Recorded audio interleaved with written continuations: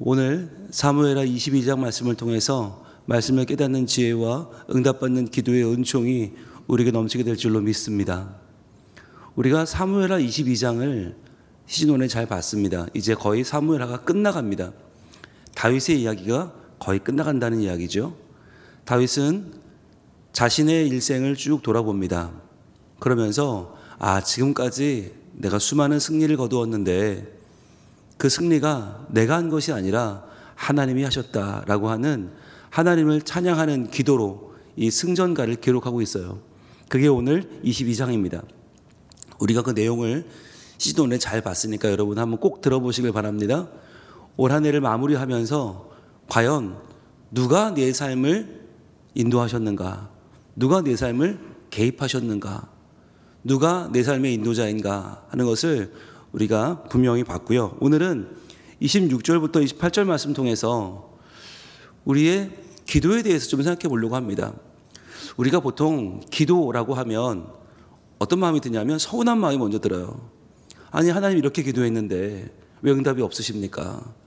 이렇게까지 내가 기도했는데 하나님 왜 저에게는 무심하십니까? 이런 서운한 마음이, 응답받지 못한 기도에 대한 안타까운 마음이 먼저 들거든요. 그런데 여러분, 그것이 기도에 대한 오해라는 것 아십니까? 오늘 우리가 이 본문을 통해서 다윗의 승전가, 하나님을 찬양하는 기도를 통해서 우리가 좀 우리 기도 생활을 돌아보려고 합니다. 먼저 26절 말씀 같이 읽겠습니다. 시작. 자비한 자에게는 주의 자비하심을 나타내시며 완전한 자에게는 주의 완전하심을 보이시며. 아멘. 자, 주의 자비하심을 누구한테 나타낸대요? 자비한 자에게. 주의 완전하심을 누구한테 보인대요? 완전한 자에게. 이게 무슨 말이냐면 하나님은 전혀 자비하지 않은 자에게 자비를 나타내지 않으신다는 거예요. 하나님은 전혀 완전과는 관계가 없는, 완전히 불완전하게 사는 것을 습관처럼 여기고 그것을 내 삶의 일상으로 여기는 자에게 완전하심을 보여주지 않으신다는 거예요. 바꿔 말하면 우리가 자비하심을 얻지 못할 때 하나님께 더 자비를 구하는 것보다 먼저 해야 될 것은 뭐냐면 내가 자비로운 사람인가, 나는 자비를 행하고 있는가 라고 하는 것을 돌아봐야 한다는 것이죠. 여러분, 이 기도를 드린 다윗도 완전한 사람이 아니었잖아요. 그럼에도 불구하고 그가 이 기도를 들을 수 있었던 이유는 뭐냐면 적어도 주의 자비하심을 나에게 나타내셨다라고 하는 것. 하나님은 자비로운 분이시다. 그런데 그것을 바라본 내가 적어도 하나님의 자비하심을 내 삶 가운데 나타내 보이려고 노력했다는 거예요. 여러분, 그렇잖아요. 우리가 다윗이 사울 왕을 죽일 수 있는 기회를 여러 번 만났는데도 죽이지 않잖아요. 왜냐하면 그것이 인간적으로 보면 자비를 베푼 것이고 그것이 하나님과의 관계에서 보면 무엇입니까? 하나님을 신뢰한 것이죠. 자비로운 하나님을 신뢰한 거예요. 여기서 자비하다는 말은 원어가 헤세드라는 말에서 왔는데, 헤세드는 부어지는 사랑이죠. 하나님이 전적으로 부어주시는 사랑이 헤세드인데, 그 헤세드는 하나님께서 주시는 사랑이 맞아요. 그런데 그 사랑은 언제 주나? 하나님과 우리와의 언약 관계 안에서만 주세요.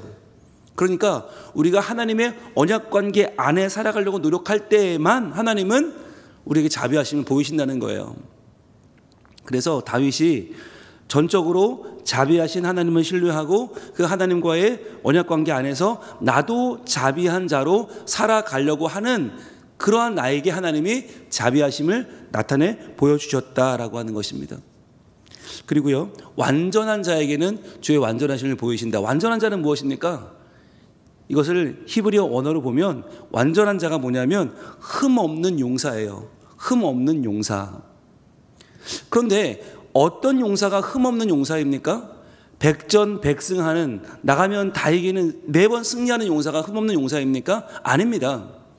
흠 없는 용사란 내가 비록 불리한 싸움을 할지라도 두려워하지 않고 전장으로 달려가는 용사가 흠 없는 용사예요. 그렇기 때문에 여기서 왜 완전하다라는 말로 번역했냐면 이 흠 없는 용사를 우리 개인에게 적용하면 그것은 죄에 대해서 우리가 죄를 완전히 이길 수 없지만, 죄를 굴복시킬 수 없지만, 그럼에도 불구하고 어떻게 해요? 그 죄와 싸우기로 결단하고 그 죄와 타협하지 않고 끝까지 싸우는 사람이 누구냐? 완전한 자예요. 근데 그러한 자에게 주의 완전하심을 보이신다는 것은 무엇입니까? 우리가 그렇게 치열하게 죄와 싸우고 죄를 내 삶에서 몰아내려고 노력할 때 하나님이 그렇게 해 주신다는 거예요. 다윗도 그 삶 가운데 수많은 갈등이 있었고 수많은 연약함이 있었지만, 그럼에도 불구하고 그의 말년의 고백은 무엇입니까? 주님, 제가 비록 연약하지만 완전한 자, 흠없는 용사로 살기 위해서 몸부림을 쳤는데요, 그러고 보니까 하나님이 그 완전하심을 저에게 보여주셨네요. 하나님 저와 함께 해주셨네요. 감사합니다. 이 기도를 드리는 거예요. 우리는 기도할 때 무조건 하나님이 다 해줘야 된다고 생각해요. 나는 아무것도 안 하고. 마치 그것은 램프의 진이죠. 아라비안 나이트에 나오는 램프의 진이죠. 그냥 흔들면 나오는 거 아니에요. 그냥 미신에게, 그냥 돌에게, 나무에게 내가 시주돈을 바치고 그냥 비나이다 비나하디야 하면 들어주는 것 같이 그렇게 하나님을 상대할 때가 참 많이 있다는 거예요. 그런데 하나님은 인격적인 분이시고 모든 기도는 관계 안에서 이루어진다. 상호관계, 하나님과의 언약관계 안에서 이루어지기 때문에 내가 자비하지 않은데 하나님이 자비하심을 보일 이유가 없고, 내가 완전하지 않은데 하나님이 완전한 것을 보이실 이유가 없다는 거예요. 이것은 27절에 이렇게 이어집니다. 27절 말씀 같이 한번 읽어볼까요? 시작. 깨끗한 자에게는 주의 깨끗하심을 보이시며 사악한 자에게는 주의 거스르심을 보이시리이다. 아멘. 하나님은 그 기도하는 자가 누구냐, 하나님께 나오는 자가 누구냐를 보신다는 거예요. 보시고 그에 맞춰서 하나님이 반응하신다는 거예요. 그렇기 때문에 여러분, 여기서 깨끗한 자라고 하는 말은 뭐냐면, 깨끗한 자는 원어에 보면 잘라낸 사람이라는 뜻입니다. 잘라낸 사람, 그리고 또 하나의 뜻은 선택된 사람. 자, 잘라내고 선택되었다. 무엇을 잘라내요? 나의 죄와 나의 연약함을 잘라내고 나의 부정함을 잘라내고. 누가 선택받아요? 하나님께 선택받은 사람. 여러분, 우리가 지금 이 새벽에 나와서 기도할 때 우리는 뭐를 더 하려고 자꾸 기도하잖아요. 하나님 은혜를 더해 주세요. 복락을 더해 주세요. 저에게 축복을 더해 주세요. 그런데 깨끗한 자는 어떤 자냐? 도리어 잘라내는 자다. 내 삶에서 불필요한 것들을 잘라내고 어마어마하게 많은 그 수많은 가지치기를, 그 가지들을 쳐내서 내 삶을 하나님 앞에서 단순하게 만들어가는 것. 그렇게 됐을 때에 하나님이 나를 선택해 주시는 것, 그것이 깨끗한 자거든요. 그 깨끗한 자에게는 하나님이 깨끗함을 보여주신다. 깨끗하게 만들어 주신다는 거예요. 그런데 반면에 사악한 자에게는 하나님이 주의 거스르심을 보이신다. 하나님이 우리에게 평평하게 또는 고든 길로 나타나지 않으시고 구부러지게 나타나신다는 거예요. 구부러지게. 힘들겠죠. 가기가 힘들겠죠. 즉 마치 아히도벨의 모략을 하나님이 꺾으셔서 그 더 좋은 계략을 압살롬이 받지 않게 만듦으로써 아히도벨은 무너져서 망하고 말죠. 하나님 그렇게 만드신다는 거예요. 그것을 다윗은 삶으로 경험했고 그것을 하나님 앞에 지금 노래하고 있습니다. 여러분, 하나님이 어떤 분이냐 우리는 분명히 알아야 되는데, 우리는 하나님의 전능하심을 많이 바라봐요. 하나님 다 할 수 있잖아요. 근데 왜 안 해주시는 거예요?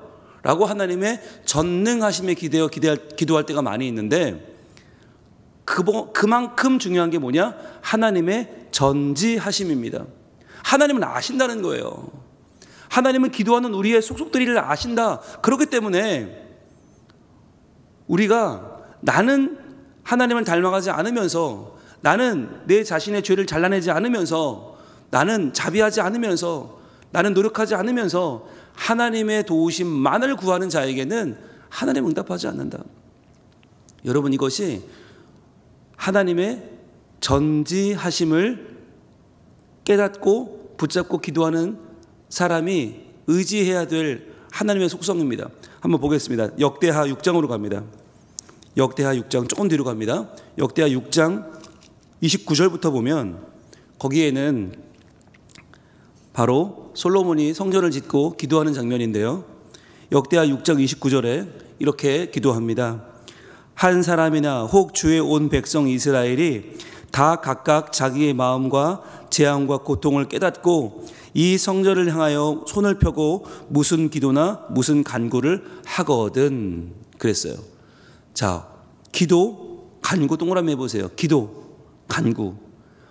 우리가 왜 하나님의 전에 나옵니까? 기도하려고 나와요. 간구하려고 나와요. 자, 그런데 무슨 기도나 간구를 하거든, 그 다음 이 30절 이렇게 이어집니다. 주는 계신 곳 하늘에서 들으시며 사유하시되. 자, 여기까지가 뭐냐면 하나님의 전능하심이죠.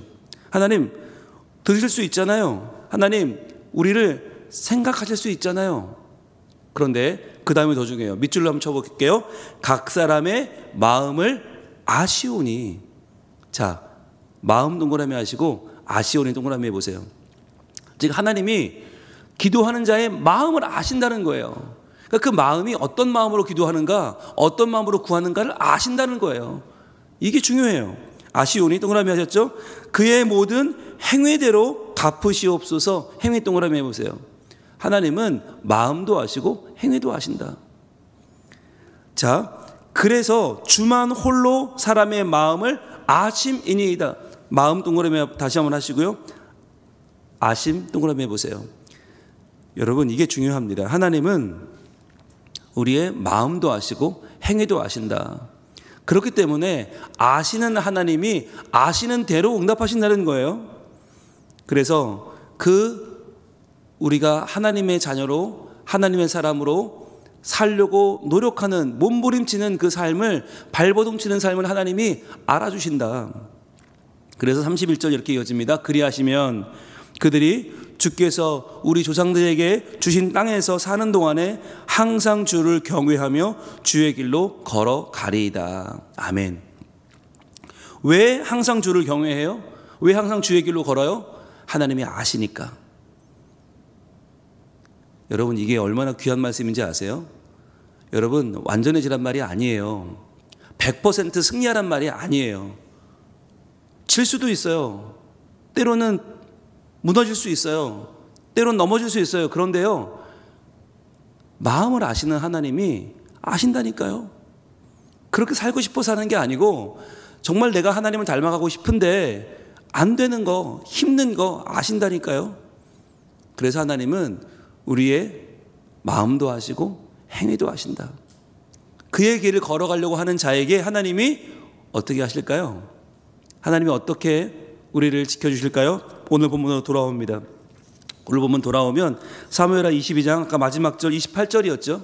28절 말씀 이렇게 결론을 오늘 냅니다. 같이 읽습니다. 시작. 주께서 곤고한 백성은 구원하시고 교만한 자를 살피사 낮추시리이다. 아멘. 이게 오늘의 결론이에요. 여러분 하나님은 어떻게 응답하신다고요? 아시고 우리의 행위대로 자비한 자에게는 자비하심 보이시고 완전한 자에게는 완전한 거 보이시고 깨끗한 자에게는 깨끗한 거 보이신다. 이것만 보면 야 그러면 우리는 끝이네.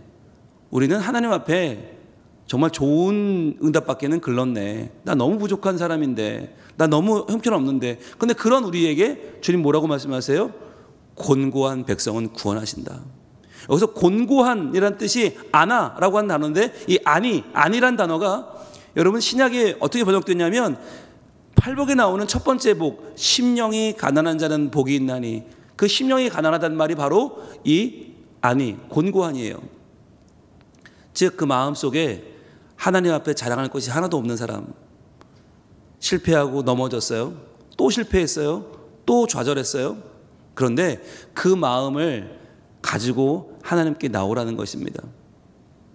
비록 내가 온전하지 못했고 자비하지 못했고 깨끗하지 못했어요. 그러나 하나님을 붙잡으려고 다시 일어서려고 노력했던 그 마음, 심령이 가난한 그 곤고한 마음이라도 들고 오면 하나님은 구원하신다는 거예요. 도리어 누구를 낮추세요? 교만한 자를 살피사 낮추신다. 여기서 교만한 자는 누구입니까? 말이야 하나님, 내가 뭐 충분하니까 이 정도면 괜찮으니까 복 주셔야 되지 않겠어요? 이렇게 나오는 교만한 자는 하나님이 살피신다는 말은 눈을 맞추신단 말이에요. 눈을 딱 맞추고 저 위에서 내려보시면서 눈을 딱 바라보시면서 야, 꿇어. 네가 뭔데 낮아지게 하는 거예요. 그게 하나님이 교만한 자를 낮추신다는 거예요. 여러분, 그렇게 되면 우리가 오늘 말씀을 어떻게 결론을 지을 수 있느냐? 여러분, 두 가지입니다. 삶의 과정에 있어서는 어떻게 살아야 할까요? 어떻게든 하나님을 닮아가려 해야 됩니다.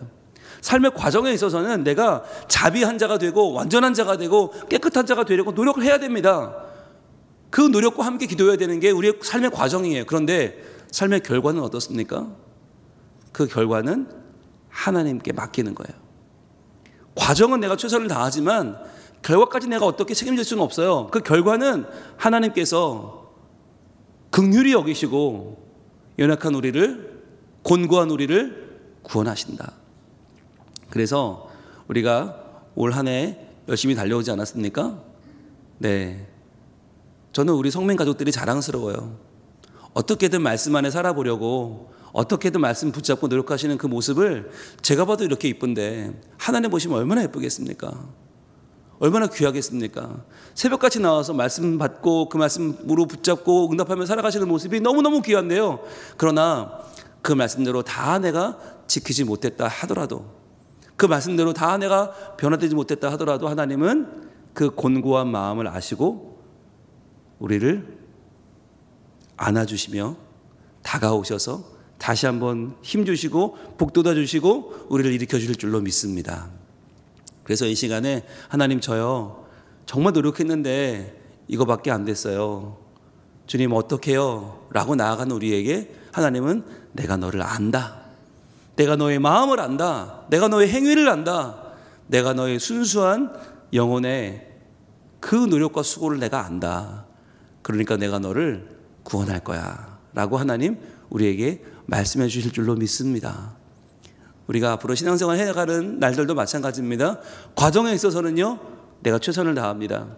그러나 결과에 있어서는 하나님께 온전히 맡기는 것. 그래서 하나님께서 하실 놀라운 구원을 기대하며 그 구원을 누리는 성민가족들 다 될 수 있기를 축복합니다. 기도하겠습니다. 하나님 감사합니다. 주님, 오늘 다윗이 부르는 이 승전가의 노래, 하나님께 드리는 이 기도가 우리의 것 되기를 소망합니다. 우리도 하나님의 언약 관계 안에서 자비한 자, 그 자비를 베푸는 자로 살게 하여 주옵소서. 그리하여 하나님의 자비하심을 보며 기뻐하는 자 되게 하여 주옵소서. 또한 저희들 완전한 자 되기를 소망합니다. 흠없는 용사가 되어서 죄와 싸우고 오늘도 하나님의 이름으로 죄를 떨쳐 승리하는 저희들 되게 하여 주옵소서. 그리하여 하나님의 완전하심을 보게 하시고 저희들 깨끗한 자 되어 우리의 죄를 제하여 버리고 하나님께 선택받는 자 되어 하나님께서 깨끗하심을 보여주시는 주의 백성으로 살게 하여 주시옵소서. 주님, 오늘도 곤고한 우리를 구원하시는 주님만을 의지합니다. 최선을 다했지만 그래도 부족합니다. 우리의 삶의 결론이 하나님 안에서 온전케 될 줄로 믿사오니 주여, 그날까지 저희들 끊임없이 말씀 붙잡고 기도하면서 수고하며 달려가게 하시고 그 수고가 헛되지 않아 하나님께서 우리를 격려하시며 응원하시며 일으켜주시는 그 구원을 마침내 저희들 모두 경험케 하여 주시옵소서. 예수님 이름으로 기도합니다. 아멘.